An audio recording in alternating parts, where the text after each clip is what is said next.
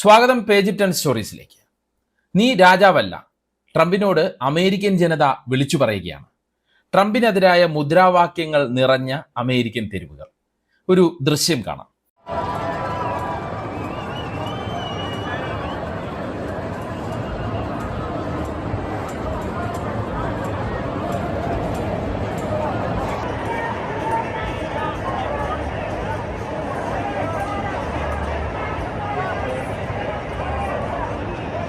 ചിക്കാഗോയിൽ നടന്ന ട്രംപ് വിരുദ്ധ റാലിയാണ് നമ്മൾ കണ്ടത്. 10,000 അണിനിരന്ന റാലി. ഇതുപോലെ അമേരിക്കയിലെ പ്രധാന തെരുവുകളിലെല്ലാം നോ കിങ്സ് പ്രതിഷേധം അരങ്ങേറി. ലോക പോലീസ് കളിച്ചു നടക്കുന്ന ട്രംപെ ജനാധിപത്യ രാജ്യത്ത് രാജാവ് വേണ്ടെന്ന് വിളിച്ചു പറയുകയാണ് ഈ ജനക്കൂട്ടം. ഗാസയിൽ ഇപ്പോഴും അരങ്ങേറുന്ന ഇസ്രയേൽ ക്രൂരതകളും പ്രതിഷേധങ്ങളിൽ ഉയർന്നു. വെടിനിർത്തൽ ലംഘിച്ച് 7 കുട്ടികളെ കൊന്ന ഇസ്രയേൽ നടപടിയെ ചോദ്യം ചെയ്ത് ട്രംപ് എന്ത് സമാധാനമാണ് ഗാസയിൽ കൊണ്ടുവന്നതെന്ന് ചോദിച്ചത് റാലിയിൽ സംസാരിച്ച അമേരിക്കൻ ബ്രിട്ടീഷ് എഴുത്തുകാരൻ Mehdi ഹസനാണ്. Donald Trump, the man who uses Palestinian as a pejorative, as a slur, has no plan for Palestinian freedom, no plan for Palestinian statehood, no plan for justice for the Palestinians who have been massacred and starved and genocided and ethnically cleansed for the past 2 years, including the past 9 months of his presidency.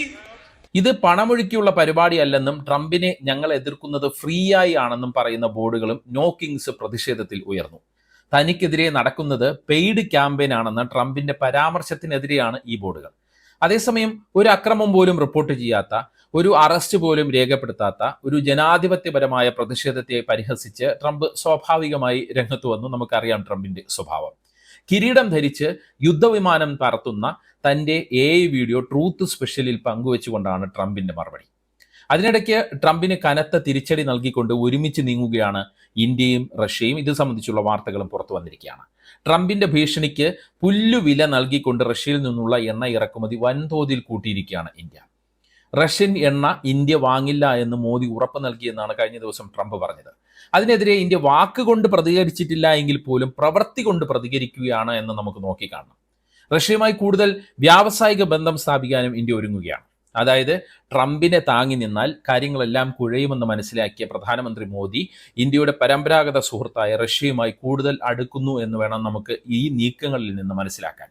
ഇക്കാര്യം ഇനിയെങ്കിലും Trump അനുകൂലികളായ Sangh Parivar മനസ്സുകൾക്ക് മനസ്സിലാകുമോ എന്നുള്ള കാര്യം മനസ്സിലാകുമെന്ന് നമുക്ക് പ്രതീക്ഷിക്കാം. ട്രംപിനെതിരായ India Russia നീക്കത്തെ വിശദമായി അറിയാം. അതിനു മുമ്പ് ട്രംപ് വിരുദ്ധ റാലിയുടെ മറ്റു വശങ്ങൾ കൂടി നമുക്ക് മനസ്സിലാക്കാം. 4 പ്രധാനപ്പെട്ട കാരണങ്ങൾ ഉയർത്തിയാണ് ട്രംപിനെതിരായ പ്രതിഷേധം അമേരിക്കയിൽ നടക്കുന്നത്. 1, ഏകപക്ഷീയമായ തീരുമാനങ്ങൾ. അതായത് ഉദാഹരണം സർക്കാരിന്റെ ഷട്ട് ഡൗൺ പോലുള്ള തീരുമാനങ്ങൾ. ഏകപക്ഷീയമായ തീരുമാനങ്ങളുമായി ട്രംപ് മുന്നോട്ട് പോവുകയാണ്. 2, കുടിയേറ്റ നയങ്ങളും നാടുകടത്തലും. അമേരിക്കയെ വളരെ വലിയ രീതിയിൽ ബാധിക്കുന്ന ഒരു സംഭവമായി ഈ ട്രംപിന്റെ കുടിയേറ്റ നയങ്ങളും നാടുകടത്തലും മാറുകയാണ്. 3, സോഷ്യൽ സർവീസുകളുടെ വെട്ടിക്കുറയ്ക്കൽ. അതായത് വിദ്യാഭ്യാസം, ആരോഗ്യം തുടങ്ങിയ മേഖലയിൽ വലിയ തോതിലുള്ള വെട്ടിക്കുറയ്ക്കലുകൾ ട്രംപ് സർക്കാർ നടത്തിക്കൊണ്ടിരിക്കുകയാണ്. അതിനെതിരെ വലിയൊരു പ്രതിഷേധം സാധാരണ ജനങ്ങൾക്കിടയിലുണ്ട്. അത് തന്നെയാണ് ഈ പ്രതിഷേധത്തിലും കണ്ടത്. 4, ജനാധിപത്യ സ്വാതന്ത്ര്യത്തിനെതിരായ കൈകടത്തൽ. അതായത് എതിരാളികളെ ലക്ഷ്യം വെക്കുന്ന ട്രംപിന്റെ രീതി. എന്തായാലും അമേരിക്കൻ ജനത ട്രംപ് എന്ന ഭരണാധികാരിയെ കൊണ്ട് അത്രത്തോളം പൊറുതിമുട്ടിരിക്കുകയാണ് എന്നത് തെളിയിക്കുന്നതാണ് ഈ നോ കിങ്സ് പ്രതിഷേധം എന്ന് പറയാം. ഇസ്രയേലിന് വേണ്ടിയും തൻ്റെ ബിസിനസ്സിന് വേണ്ടിയും മാത്രം തന്ത്രങ്ങൾ മെനയുന്ന, സമാധാനത്തിനുള്ള നൊബേൽ ഇനിയും സ്വപ്നം കാണുന്ന ട്രംപ് ഇടയ്ക്കെങ്കിലും തന്നെ ജയിപ്പിച്ച് പ്രസിഡന്റാക്കിയ ജനതയെക്കുറിച്ച് ഓർക്കണം എന്ന് തന്നെയാണ് ഈ ജനക്കൂട്ടം വിളിച്ചു പറയുന്നത്. 50 സംസ്ഥാനങ്ങളിലും പ്രതിഷേധം അരങ്ങേറി. 2600-ൽ അധികം റാലികളിൽ ദശലക്ഷക്കണക്കിന് ആളുകൾ പങ്കെടുത്തു എന്നാണ് കണക്ക്. ഏറ്റവും വലിയ പ്രത്യേകത എല്ലാ പ്രായത്തിലുമുള്ള ജനങ്ങൾ ഈ പ്രതിഷേധത്തിൽ പങ്കെടുത്തു എന്നതാണ്. അതായത് ട്രംപ് വിരുദ്ധ വികാരം എല്ലാ വിഭാഗം ജനങ്ങളിലേക്കും പടരുന്നു എന്നാണ് നമുക്ക് അതിൽ നിന്ന് വിലയിരുത്തേണ്ടത്. അമേരിക്കയെ ഏകാധിപത്യത്തിലേക്കാണ് ട്രംപ് കൊണ്ടുപോകുന്നത് എന്നതാണ് പ്രതിഷേധക്കാരുടെ പ്രധാന ആരോപണം. ജനാധിപത്യം ഭീഷണിയിലാണെന്നും ട്രംപിനെ പുറത്താക്കണമെന്നും പ്രതിഷേധക്കാർ മുദ്രാവാക്യം വിളിച്ചു. ജനുവരിയിൽ അധികാരമേറ്റ ട്രംപ് എത്ര പെട്ടെന്നാണ് അമേരിക്കയുടെ ജനാധിപത്യപരമായ ചിട്ടവട്ടങ്ങൾ താളം തെറ്റിച്ചത്, അമേരിക്കൻ സർക്കാരിനെ തീർത്തും മോശമായ രീതിയിൽ ക്രമീകരിച്ചത്. ഒരു അനുഭവ പരിചയവുമില്ലാത്തവരെ ഉന്നത സ്ഥാനങ്ങളിൽ നിയമിച്ച ട്രംപ് വാർത്താമാധ്യമങ്ങൾ, നിയമസ്ഥാപനങ്ങൾ, സർവകലാശാലകൾ എന്നിവയിൽ സമ്മർദ്ദം ചെലുത്താൻ ശ്രമിക്കുകയും ചെയ്തു എന്നുള്ളതാണ് പ്രതിഷേധക്കാർ ഉയർത്തുന്ന മറ്റ് പ്രശ്നങ്ങൾ. ഇൻഡിവിസിബിൾ എന്ന പുരോഗമന സംഘടനയാണ് പ്രതിഷേധ പരിപാടികൾക്ക് ആഹ്വാനം ചെയ്തത്.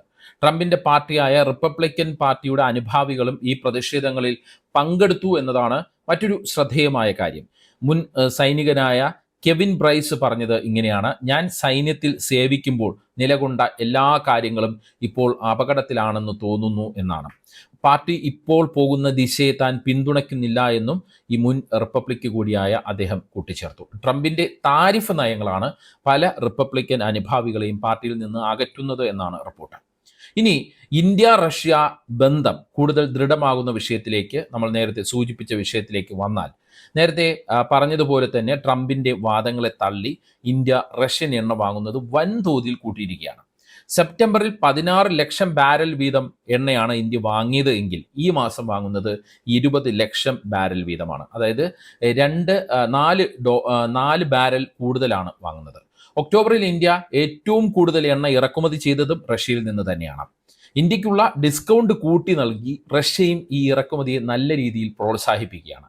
ക്രൂഡ് ഓയിലിൻ്റെ വിപണി വിലയേക്കാൾ $5 വരെ ഇളവോടെ ഇന്ത്യക്ക് റഷ്യ എണ്ണ നൽകുന്ന രീതിയാണ് ഇപ്പോഴുള്ളത്. നവംബറിലും ഡിസംബറിലും റഷ്യൻ എണ്ണ ഇറക്കുമതിക്ക് ഇന്ത്യൻ കമ്പനികൾ കരാർ ഒപ്പിട്ടിട്ടുണ്ട്. അതായത് ട്രംപിന്റെ വാക്കിന് ഒരു വിലയും നൽകാൻ ഇന്ത്യ തയ്യാറാകുന്നില്ല, അല്ലെങ്കിൽ ഉദ്ദേശിക്കുന്നില്ല എന്ന് തന്നെയാണ് ഈ വാർത്തകളിൽ നിന്ന് നമുക്ക് ലഭിക്കുന്ന സൂചന. ഇത് മാത്രമല്ല, റഷ്യയുമായി കൂടുതൽ കൂട്ടുകെട്ടിന് ഒരുങ്ങുകയാണ് ഇന്ത്യ. അപൂർവ ധാതുക്കളുടെ ഇറക്കുമതി, കൽക്കരി മേഖലയിലെ അടിസ്ഥാന സൗകര്യം കൂട്ടാനുള്ള പദ്ധതികൾ, ഇതെല്ലാം ആയിട്ട് റഷ്യൻ കമ്പനികളുമായി ഇന്ത്യ ഉടൻ തന്നെ കൈകോർക്കുമെന്നാണ് റിപ്പോർട്ട്. വ്യോമയാനം, ടെക്നോളജി മേഖലയിലും റഷ്യയുമായി സഹകരണത്തിന് ഇന്ത്യ ഒരുങ്ങുന്നതായാണ് വാണിജ്യ മന്ത്രാലയം കേന്ദ്രങ്ങളെ ഉദ്ധരിച്ചുള്ള റിപ്പോർട്ടുകൾ പുറത്തുവരുന്നത്. ഭാവിയിൽ റഷ്യയുമായി കൂടുതൽ മേഖലയിൽ സഹകരിക്കുമെന്ന് തന്നെയാണ് ഇന്ത്യൻ ഉദ്യോഗസ്ഥർ നൽകുന്ന സൂചന. അതായത് ഇന്ത്യ അതിൻ്റെ പരമ്പരാഗത സൗഹൃദത്തിലേക്ക് മടങ്ങിപ്പോകുന്നു എന്നത് തന്നെയാണ് ഇതിൽ നിന്ന് മനസ്സിലാക്കാനുള്ള ഏറ്റവും പ്രധാനപ്പെട്ട കാര്യം.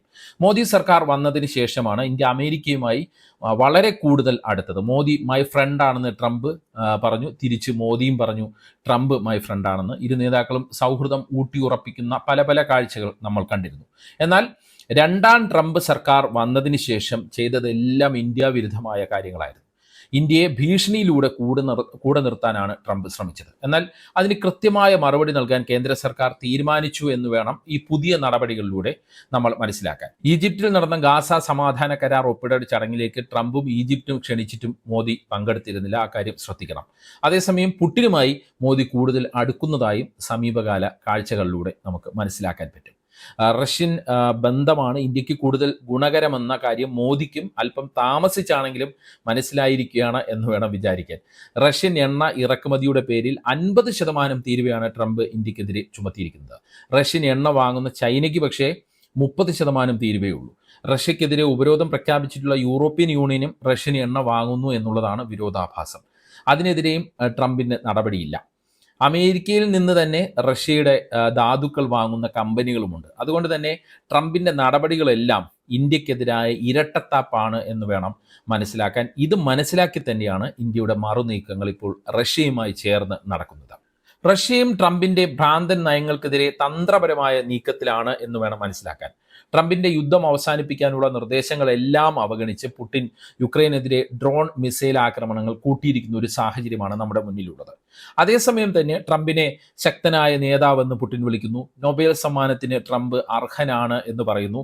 ഇങ്ങനെ പ്രശംസിച്ച് കൂടെ നിർത്തുകയും ചെയ്യുന്ന ഒരു സമീപനം മറുഭാഗത്ത് സ്വീകരിക്കുന്നുണ്ട്. അതായത് ഒരു വശത്ത് പ്രശംസ, മറുവശത്ത് വില കൽപ്പിക്കാതിരിക്കൽ. ഈ നയമാണ് പുടിൻ ട്രംപിനെതിരെ ഇപ്പോൾ സ്വീകരിക്കുന്നത്. അതേസമയം തന്നെ അമേരിക്കയ്ക്ക് താല്പര്യമില്ലാത്ത ചൈന, ഇറാൻ, തുർക്കി തുടങ്ങിയ രാജ്യങ്ങളുമായി പുടിൻ ബന്ധം കൂടുതൽ ശക്തമാക്കിയിട്ടുണ്ട്. ട്രംപിൻ്റെ ഇറാൻ ആക്രമണത്തിനെതിരെ വിമർശനം ഉന്നയിച്ച രീതിയും നമ്മൾ ശ്രദ്ധിക്കേണ്ടതുണ്ട്. മാത്രമല്ല ചില ഗൾഫ് രാജ്യങ്ങളുമായി പുതിയ ബന്ധങ്ങൾക്കും പുടിൻ ശ്രമിക്കുന്നു എന്ന് വേണം നമുക്ക് മനസ്സിലാക്കാൻ കഴിയുന്നത്. അതായത് മിഡിൽ ഈസ്റ്റിൽ പല രീതിയിൽ സ്വാധീനം ഉറപ്പിക്കാൻ പുടിൻ നീക്കം നടത്തുന്നു എന്ന് നമുക്കിതിനെ വ്യാഖ്യാനിക്കാം. ഈ രീതിയിലാണ് പുടിൻ ട്രംപിനെ നേരിടുന്നത്. ഒപ്പം ഇന്ത്യയുമായി കരുത്തുറ്റ സൗഹൃദം വർദ്ധിപ്പിക്കുകയും ചെയ്യുന്നു. ഇന്ത്യക്ക് കൂടുതൽ സൗജന്യങ്ങൾ നൽകി റഷ്യൻ എണ്ണ വാങ്ങാൻ ഇന്ത്യ സഹായിക്കുകയും ചെയ്യുന്നു. അതായത് അമേരിക്കയ്ക്കകത്തും പുറത്തും ട്രംപിന് വിലയില്ലാത്ത അവസ്ഥയിലാണ് ഇപ്പോൾ കാര്യങ്ങൾ ഉള്ളത്. ഉറച്ച റിപ്പബ്ലിക്കൻ അനുഭാവികൾ തന്നെ ട്രംപിനെതിരെ രംഗത്ത് വരുന്നു. ജനം ജൂണിലും തെരുവിലിറങ്ങിയ ഒരു സാഹചര്യമുണ്ട്. ഇപ്പോഴിതാ നോക്കിങ്സ് പ്രതിഷേധവും നടക്കുന്നു. ഇനിയും ട്രംപിനെതിരെ സമാധാനപരമായ പ്രതിഷേധങ്ങൾ സംഘടിപ്പിക്കുമെന്ന് തന്നെയാണ് ഡെമോക്രാറ്റുകളും പുരോഗമന സംഘടനകളും നൽകുന്ന സൂചന. അതായത് ഒരു പ്രതിഷേധ സമരങ്ങളുടെ അമേരിക്ക നമ്മൾ ഇനിയും കാണാൻ പോകുന്നു എന്നാണ് ഇതിൽ നിന്നെല്ലാം ഉള്ള സൂചന. എന്താണ് ഈ വിഷയത്തിൽ നിങ്ങളുടെ അഭിപ്രായം? കമൻറ്റ് ചെയ്യുക. പേജ് 10 സ്റ്റോറീസിൻ്റെ വീഡിയോകൾ വാട്സപ്പിൽ കിട്ടാൻ കമൻറ്റ് ബോക്സിലുള്ള ലിങ്കുകൾ ക്ലിക്ക് ചെയ്ത് വാട്സപ്പ് ചാനലിലോ അല്ലെങ്കിൽ ഗ്രൂപ്പിലോ അംഗമാകാം. നന്ദി, നമസ്കാരം.